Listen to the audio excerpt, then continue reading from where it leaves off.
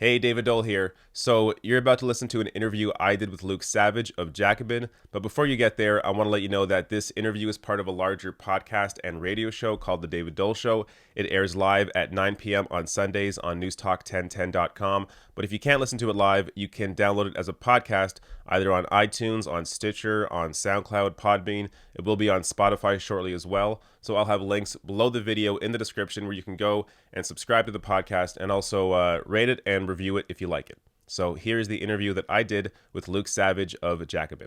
This is the David Dole Show on In-Depth Radio, News Talk 1010. Welcome to the David Dole Show, your rational look at news, politics, and culture, right here on In-Depth Radio, News Talk 1010. I've spent a lot of time going after Doug Ford and his anti-worker legislation, such as freezing wages, ripping away 2 paid sick days, and reopening cash for access fundraising. But there's also a lot to say about Prime Minister Justin Trudeau and his Liberal Party. And here joining me in studio to discuss this is Luke Savage. He's a staff writer for Jacobin, and his work can also be seen in The Guardian, Current Affairs, The Globe and Mail, and others. Luke, welcome to the show. Thanks for having me. Hi. So let's start off, before we get to Trudeau here. There are, I think, a lot of voter assumptions when they read in the media somebody, say, going after Justin Trudeau or going after Doug Ford or the Conservatives or the Liberals, that if you attack one party, then you're a supporter of the other. But you and many other leftist writers have a perspective where you, I think, more come from the view of the actual average person. So, for example, 2 of your pieces in The Guardian, one is Doug Ford reveals Canadian rights disdain for constitutional norms. And you also have another piece titled Justin Trudeau is waging a phony war against inequality. So what sort of stories are you drawn to that make you want to speak out and educate people? Well, there are all kinds of things that motivate me, but I think one of my biggest frustrations is that I think certain perspectives of those coming from the left, and also just perspectives of a lot of ordinary people, are really absent from much of the mainstream media. And one of the results of this is that our political world, our kind of political discourse, is often treated as a binary, where the spectrum really runs from liberal to conservative.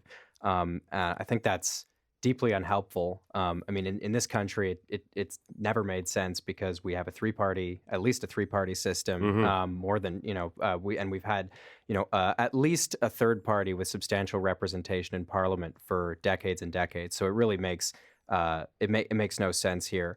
But I think a lot of really important perspectives are absent from the conversations that we have on a day-to-day basis in this country, and that's one of the things that motivates me the most strongly. Mm-hmm. So let's get to your piece from The Guardian that you put out back in May. How is Trudeau waging a phony war against inequality? Oh, there's so much to be said about this. I mean, back in 2015, as you'll remember, the Trudeau Liberals, they made a lot of noise around kind of, I guess, different policy announcements, but just rhetorically, they made a lot of noise about how they were serious about fighting inequality. And, even though they'd been saying something really different just a few months earlier, I think they were using messaging that was a lot more kind of familiar and kind of even right-leaning in some cases. They really grabbed the bull by the horns, and they got comparisons in the media to Occupy Wall Street, and they said we're going to raise taxes on the rich, and we're gonna embrace Keynesian economics. Activist government was back. They at least made a lot of noises, which certainly got some people in the media intermittently excited, or if they were more conservatively minded, terrified that this dangerous tax and spend left-wing government was coming back. But I guess my position, and the one that I argued in the piece, has always been that this type of messaging is more of an affectation than it is a reality. I mean, if we're to just go through quickly what these kind of, what these announcements were, what these policies were that supposedly made up the anti-inequality agenda, this branding that the government's so fond of really doesn't stand up to scrutiny. For one thing, taxes, right? They really talked heavily about how they're going to raise taxes on the rich and cut them for the middle class. And if you actually break down what they did, they did create this new tax bracket for people making I think it was just over 200,000, although I may have the number wrong. And then they cut taxes for what they described as the middle class. But the biggest gains from that tax cut went to people making between about $89,000 and $200,000 a year. And the net result of those two tax policies was actually the federal government having less revenue at the end of the day than it did before. So income taxes were made lower than they had been under Stephen Harper. So that's not some hard left taxing the rich type of policy. And it also gets at kind of this language of the middle class that they're so fond of using, which kind of both, the middle class, when Justin Trudeau or Bill Morneau says it, ends up meaning kind of everyone and also no one. It's not a category that they're able to define. In fact, they've openly said that it's as good as being a brand. It's not, any discernible income group or anything like that. So they talked a lot about this stuff, but if you actually look at what they did, it's minimal to actually moving in the opposite direction. Yeah, so let me just read a quote. This is from Trudeau, but it's from your piece. He said, national business leaders and other wealthy Canadians should draw the following conclusion, and do so urgently. If we do not solve the problems facing the middle class and low-income earners, Canadians will eventually withdraw their support for a growth agenda. We will all be worse off as a consequence. And going on to say that Canadians might begin to vote for leaders who offer comforting stories about who to blame for our problems, rather than how to solve them. So the language here is, it's sort of on the right track, but at the same time, it's giving it's sort of a warning to the elites. It's Trudeau talking to the elites as opposed to him being a representative of the working class person. Yeah, so I've been on a kind of personal quest for several years to kind of popularize this quote, because I don't think enough people have seen it. And I actually also think, it's pretty easy to read and just kind of, it ticks several boxes. He's, concerned about inequality, blah, blah, blah. It's very easy to miss what he's actually saying there. He's quite explicitly addressing a business audience. And what he's saying is that inequality is kind of a technical problem, inequality, let alone, poverty or unequal distributions of wealth and power in this country. The real problem there is that it might make people angry, and then they might vote for real socialists, and we can't allow that. So you need to let me kind of use this language. You need to support me in this, because if you really read it literally, he's saying, I am your sword and shield against, the masses, and against a democracy which might elect a government that you actually don't like. Yeah, it's sort of like literally the third way written down in a speech form, where he's talking about, look, you don't want to have a socialist come in, or you don't want, a Trump-like figure or a Doug Ford-like figure. So the only way forward is to support me and these sort of corporate-focused, elite-friendly policies where it seems like we're doing something. But we are really just doing the bare minimum so that the conservatives can still call us, the crazy left, the socialist. The idea that some people out there think Justin Trudeau is a socialist, I don't even know what they would base that on. We have somebody who is clearly very friendly to the elites, very friendly to the corporate class, yet gets criticized as somebody who's too far left, which is just completely absurd. So I guess, I'm wondering, why haven't the NDP been able to grab more attention and more support in this sort of Trudeau era? Well, the perpetual problem for the NDP, I think even going back to when it was, the CCF, is that the Liberals are very good at, sometimes they have actually been forced to just steal NDP policy and implement it. But what they often do, and what they did so successfully in 2015, is they sort of embraced language that a lot of people found similar, and that sort of gave people permission to vote for them. And the NDP has been faced with that for decades, this kind of classic liberal tactic of these road to Damascus conversions, always a few months before an election, often after several months or several years of governing, basically from the right. And it's exactly what will happen again. In the next year, I'm sure all this kind of anti-inequality messaging, it'll get going again. We'll see all of that. I mean, I think there are more kind of obvious reasons why the NDP is having a bit of trouble. If we're to believe what the polls are saying. And just, I think not having the leader in Parliament makes a pretty big difference. Yeah. I think that the amount of just kind of exposure that comes from that, being without that is pretty compromising. And so we'll have to see how things look once, Justin Trudeau is under a little more scrutiny, and once, Jagmeet Singh is actually across him in Parliament after he, most likely wins this by-election in Burnaby South. Mm-hmm. So I guess before we go to break, I want to introduce people, if they don't know already, to neoliberalism, which is what Justin Trudeau represents, but it's also what our Conservative Party represents. Can you sort of explain how neoliberalism isn't, liberalism? So there's a lot of ways to answer this question. I mean, we could do a whole show on neoliberalism, and I guess there are really two ways that I would answer this question. I mean, at the most basic level, the best definition of neoliberalism was given by one of its strongest advocates, Margaret Thatcher, when she said there's no such thing as society. So neoliberalism is kind of the idea that we're just a bunch of individuals. We don't really belong to communities or really anything, anything else. We don't have any kind of relationship to one another that's thicker than our kind of transactional economic relationships. And so there's a whole political project that's built off of that. But I think that the most important feature of neoliberalism as it inflects our daily political conversations is really what it's about is limiting our horizons for politics. It's about it's about making the spectrum of politics one that allows you to choose between whose tax cuts do you want, the Liberal or the Conservative tax cuts, whose tax credits on hockey sticks or art supplies are you going to vote for. Oftentimes it's just it becomes even a contest of personalities. Who do you, which guy do you like better? And so neoliberalism, I would say, is the philosophy in a world where we can establish a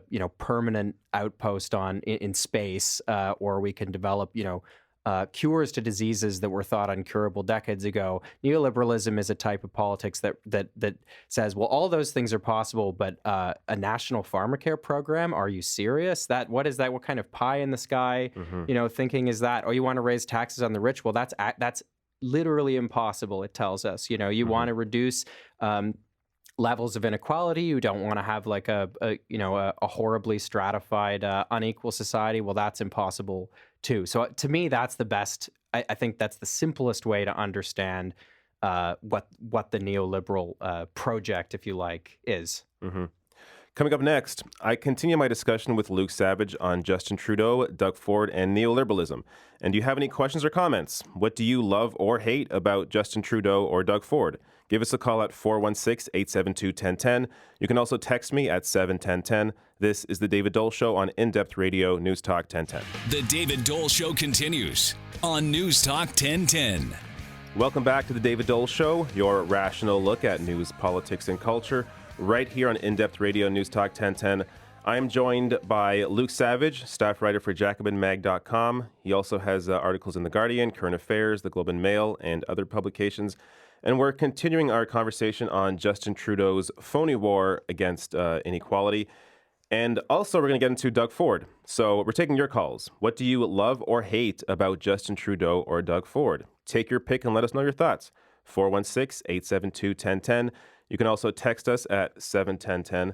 Now, we did get a text in that I want to address. So someone essentially called you a Marxist, which I don't think would be a bad thing if it's true, but also claims that lefties, all they want to do is gain power over the lives of free people. Now, explain, I guess, the flaw with that thinking, and what are your thoughts on that? I can't speak for what others believe, but I describe myself as a democratic socialist, and what that means to me is political democracy, but also economic democracy. With the aim being, certainly more equality, but more equality as a precursor, a necessary kind of a precursor to freedom. Because I don't think people are meaningfully free when, for example, they have to, the choice they have is between political parties that don't offer them anything that benefits their lives, or when they have, their freedom is the freedom to choose between which kind of degrading, poorly paid job they're going to take, or whatever. So, or like a healthcare, for example, like when you look at America and understand that this is a country that still doesn't have a universal healthcare system. I mean, is that freedom? The freedom to go bankrupt if you can't afford healthcare? Right. The freedom to be at the mercy of different private insurance companies that profit off your illnesses, and then even when you are sick, are often not there for you. Yeah, I mean, in many ways, what our government should do is protect us, and that includes protecting us against corporations whose only drive is profit.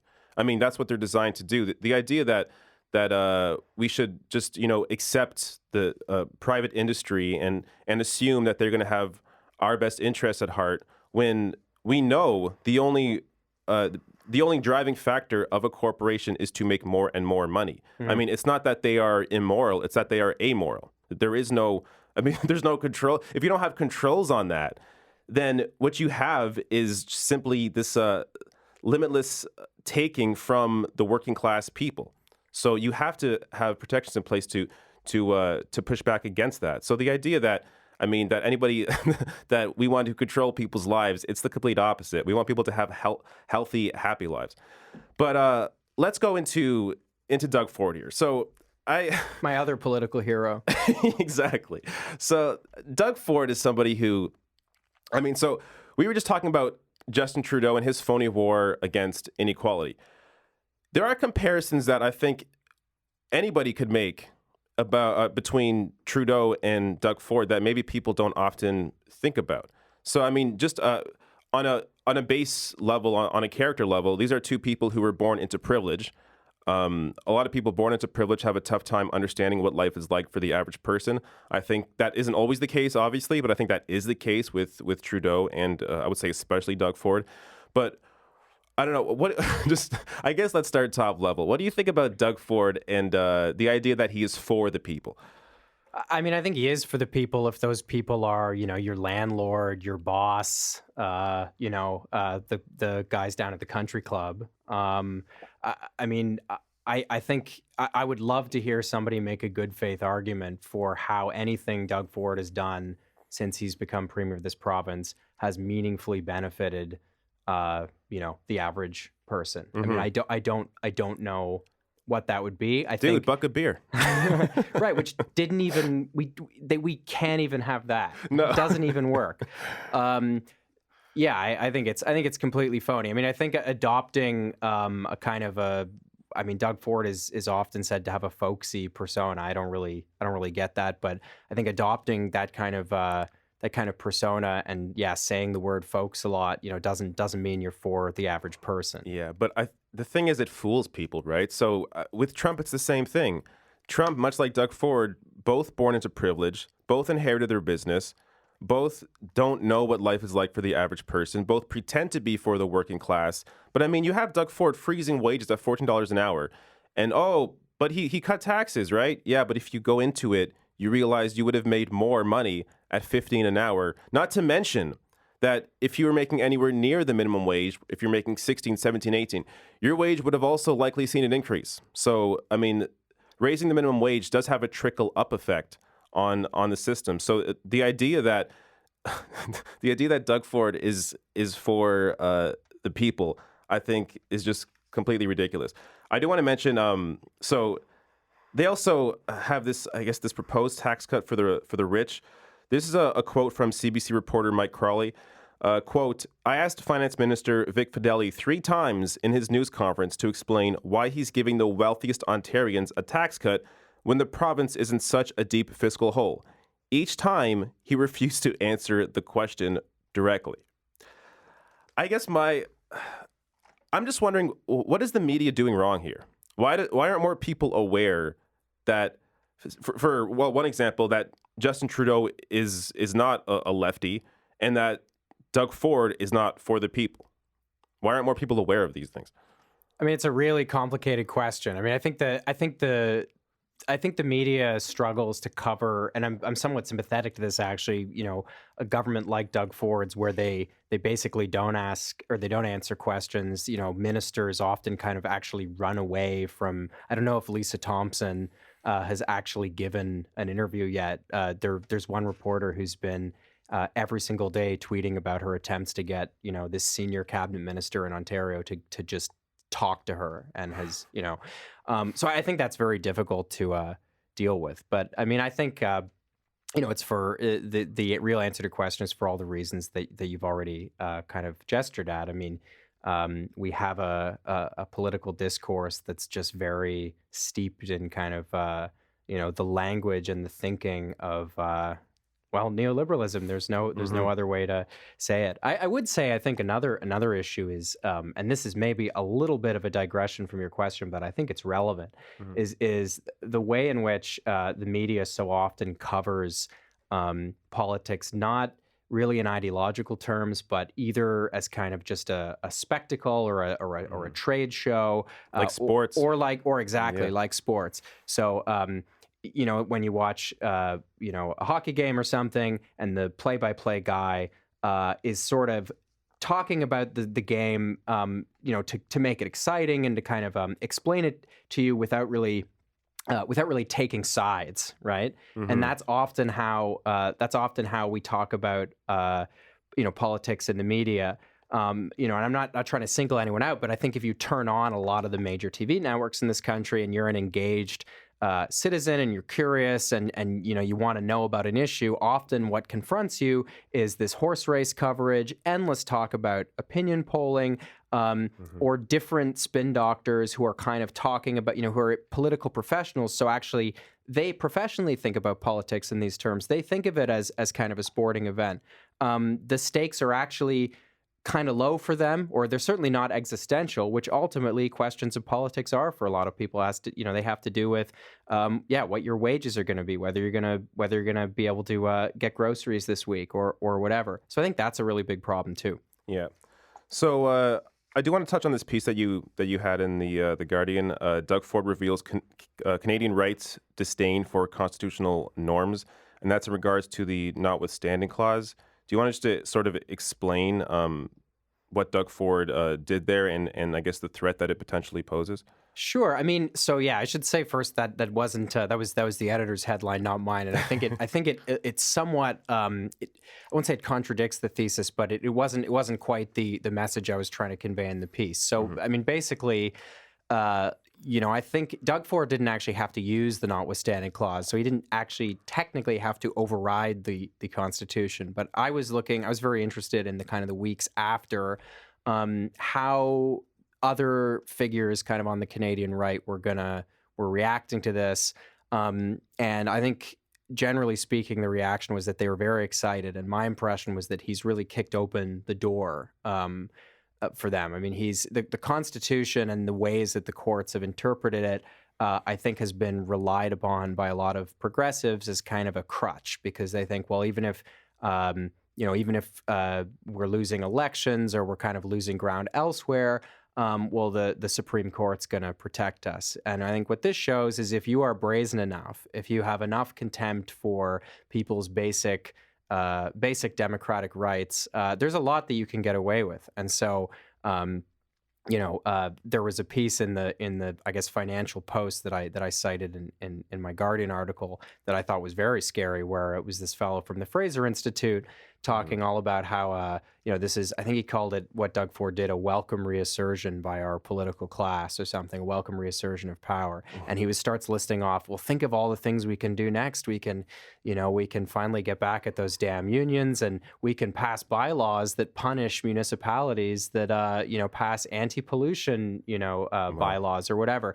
And so I think that's very scary, because within our system of government, within our Westminster parliamentary system, if somebody wants to do that, I mean, when we don't directly elect the premier, so if they want to do do whatever. The only thing that's often stopping them, if they have a majority government, is kind of propriety and norms and kind of traditions. And if you get someone like Doug Ford who doesn't care about any of that, the damage they can do is really quite severe. And apart from writing to our MPs or filling the streets as necessary, there's not a lot we can do about it. Mm-hmm. So we're talking with Luke Savage, writer for Jacobin, and we have a caller, Matthew in Toronto. What are your thoughts? Hey guys, I'm actually in Vaughan because that's going to actually be important a little bit later. Okay. I'm not going to take too much time, but I would consider myself a fan of Ford for most of the time. The one thing that I want to make clear is that I would say I'm an everyday person, and I have 3 levels of government that I have to be mindful of in my everyday life. Living in Vaughan, I spend most of my time looking at my municipal government because it is a pile of, what I believe, and a lot of people believe, a corrupt mess. And so I don't even think about federal politics most of the time. Most of the time I'm looking at municipal, and then I look at the province and I say, okay, that's good enough for me for now. And it's hard to really get into all these deep ideas, right? That's a fair point. I think a lot of people are busy and they simply don't have the time to follow exactly what is going on. I do want to ask you, though, what do you like about Doug Ford? Well, one thing I was thinking, I had a discussion with my cousin a little earlier, is we were talking about how he's like, I want to try pot now. And I said, I appreciate that come April, anybody who wants to open up a shop is more than welcome to do so, under the certain regulations and restrictions and everything. But, unlike the LCBO, anybody can do that. And I think that, well, it's one example. It kind of sets the tone for how he and his government thinks about a lot of things, right? Mm-hmm. We're going to back off a little bit. They're overreaching a little bit here and there, but most of the time, back off, let you live your life, and, there's government's still going to make their money regardless. So. All right. Thank you, Matthew. So that is one point. I guess I'll hit on before we have to go to break. The privatization of cannabis sales. I feel like this is one area where I don't mind too much. At the same time, I do wish there were public stores as well. But what are your thoughts about privatizing cannabis as opposed to what the Liberals had planned? I mean, I don't see any particular reason why there needs to be I mean, I agree with the caller on this. I mean, I don't think there's any particular reason why there needs to be a government monopoly on pot sales. I think that doesn't make any sense. And I'm also, I mean, I think I disagree with what he said about how the Ford government kind of wants to take a step back. I mean, they're not taking a step back when they're clawing $1,000 away from low income people's wages. But I am sympathetic to what he said about the levels of government that he has to deal with. And, I would just say to him that, people like myself who advocate for, perhaps the government or the state or the public sector to do more, we're not insensitive to the fact that, not every level of government is without corruption. We don't like corruption either. And, having a crappy municipal government sucks. And, I hope you can get a better one. Yep. All right. Where can people find your work? You can find it weekly in Jacobin magazine, but I write for other places as well. So Twitter is the best place to find me, at Luke W. Savage. Great. Luke Savage is a staff writer for Jacobin, and his work can also be seen everywhere from The Guardian to Current Affairs to the Globe and Mail. Luke, thanks for coming on. Cheers. Thanks for having me. Coming up next, why we should be standing in solidarity with postal workers who've been on rotating walkouts for a month. This is The David Dole Show on In-Depth Radio, News Talk 1010.